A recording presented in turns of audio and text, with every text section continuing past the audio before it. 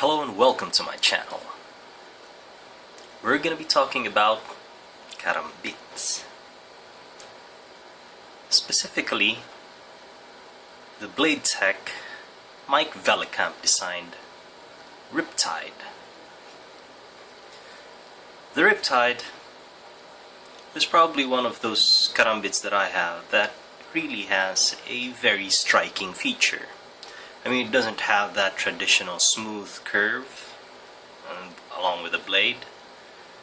It has these angles and step curves, and it looks very menacing for good reason, as this was designed to be a tactical fighting karambit.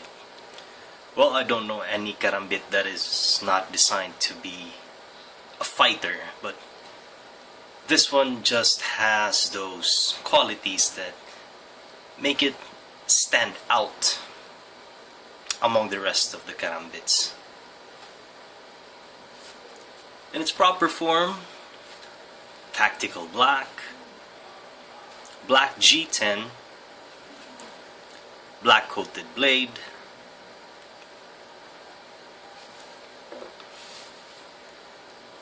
liner lock,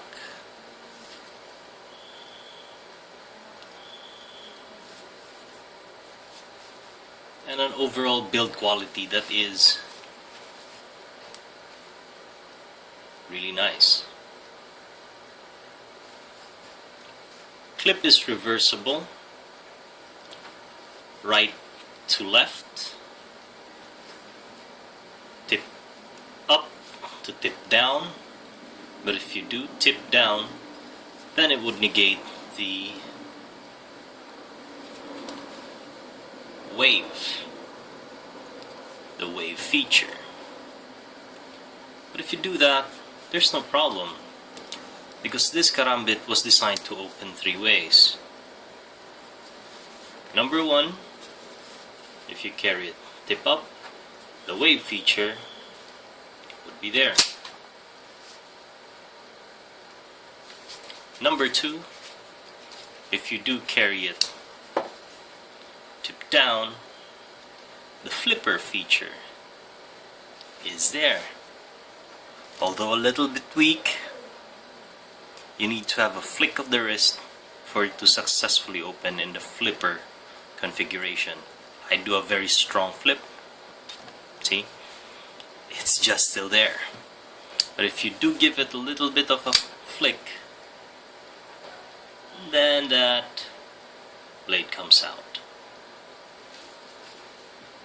Number three would be the traditional oval shape or teardrop shape thumb hole. So, opens good.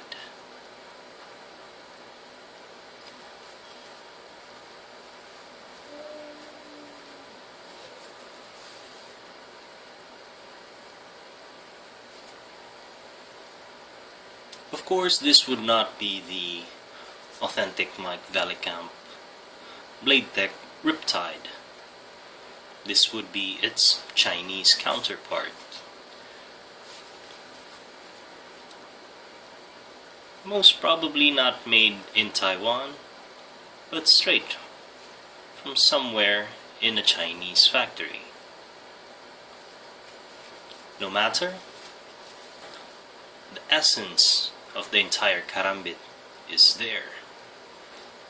Two-step serration, a very pointy tip, the flipper tab that acts as a finger guard, and the thumb rest for you to choke the entire blade, and your hands is just gripping it really firm.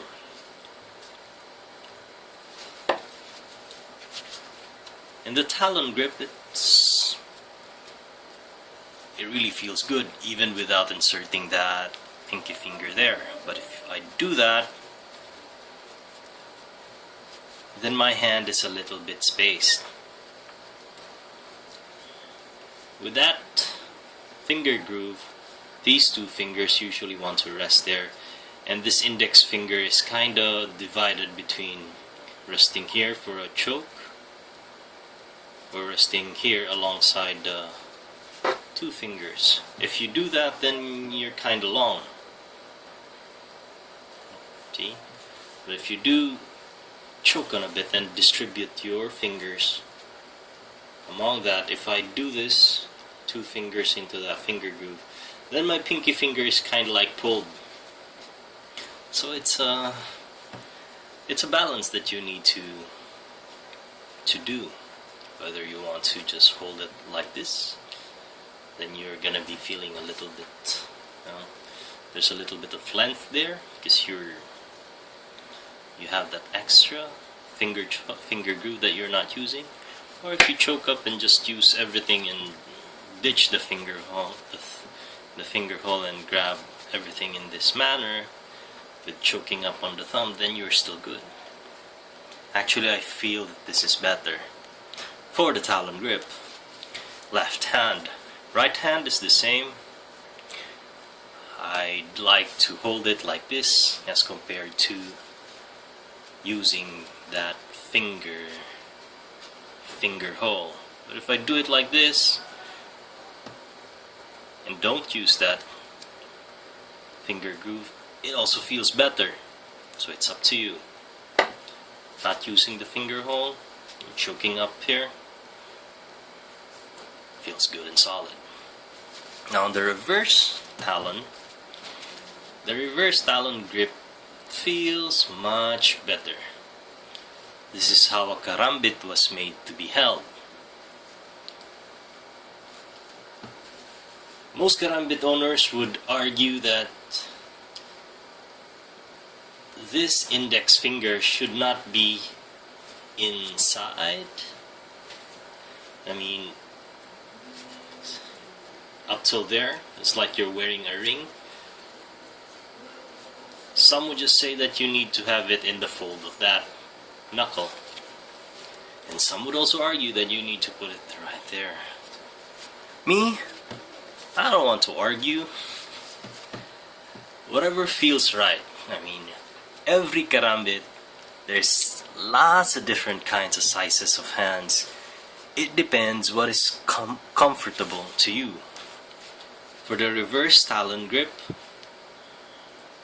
it is very comfortable for me to hold, to rest it in the knuckle part. So it's in the fold, not all the way through. There are karambits that I would hold in this manner, and there are karambits that I would hold in this manner. And this is one example that I would want to hold it in this manner because it just feels right.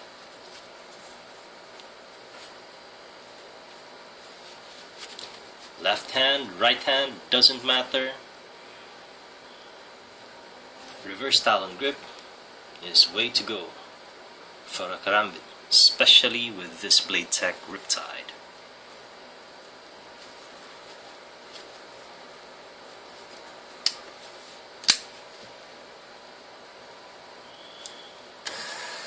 How heavy is it?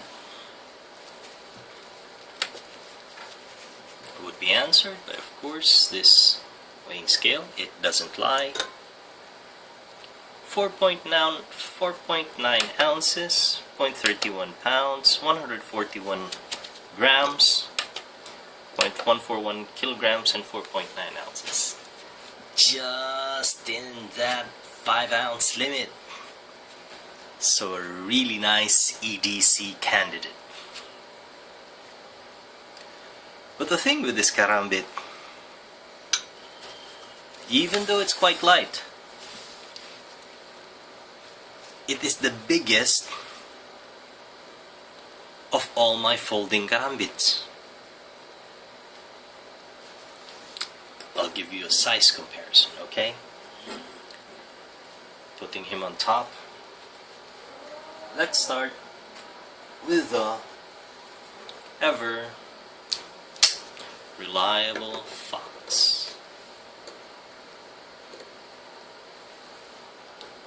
Not necessarily big.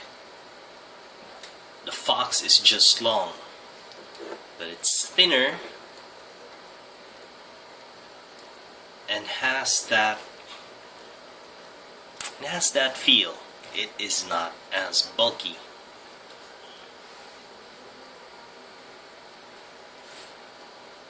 Next one, compared to an Emerson.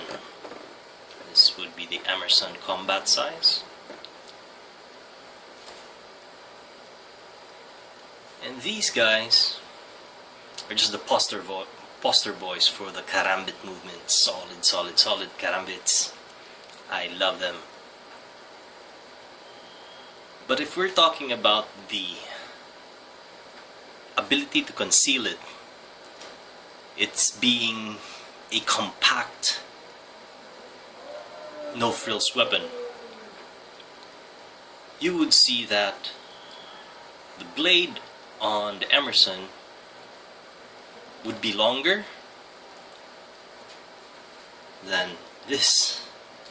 The blade of the Fox would be the longest, but as compact a size as this Emerson is, its blade is still longer than the Riptide. So okay, it does not do well on being a compact karambit, but it definitely has its own character and its own merits. Number one being, between the three, with the exception of one karambit that I did not include, which would be the bigger Emerson.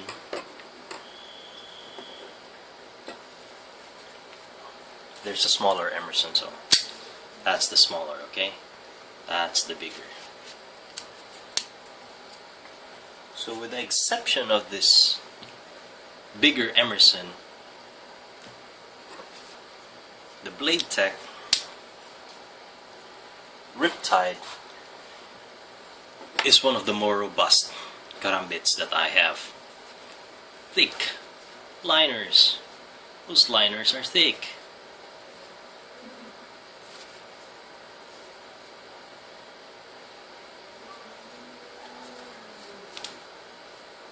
And the ring, nicely done and thick. So the thickness accounts for its being robust. There's a nice relief here so that you can get to the lock a little bit quicker.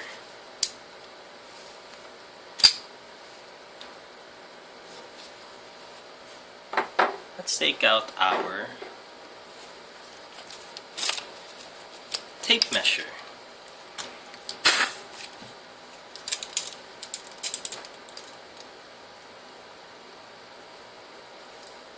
So from the tip of that to the tip of, it's 7 1/4. The blade area, let's not cheat and just do this. Blade area would be at 2 1/4, 2 1/4. That's starting from that edge. I mean that sharpened edge to here, that's 2 1/4. But from the pivot, it's probably 2 1/2. And since we're taking the blade area, that sharpened edge is just 2 1/4. So it doesn't have much. But it is one formidable karambit. Once this thing hooks that step there, it's gonna be pulling some soft tissue. How sharp is it then? If you noticed, I got myself a new yellow pages, so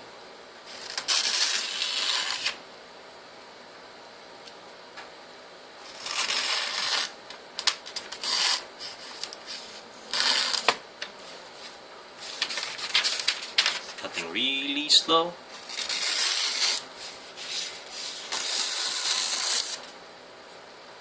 This karambit from the factory.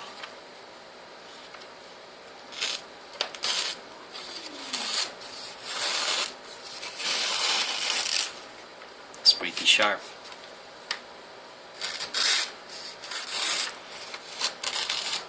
I love how this second step gets into the paper and bites it, making for a cut, and the outer portion, the tip portion, is finishing it. Look at the transition from how it bites here and then going into the transition of the tip part.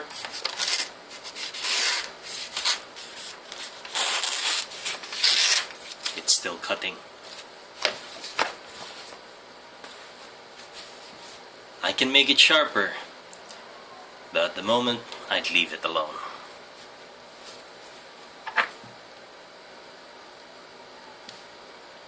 Mike Vellekamp design, Emerson patent, and the Bladetech logo. Everything considered, I would not hesitate to carry this karambit with me. The only downside would be it being a little bit bulky as compared to the rest that I'm EDCing. But hey, tactical karambits don't care about that. And this is what it is. Thank you for watching. I hope you liked the video. I hope I've covered everything regarding about this karambit.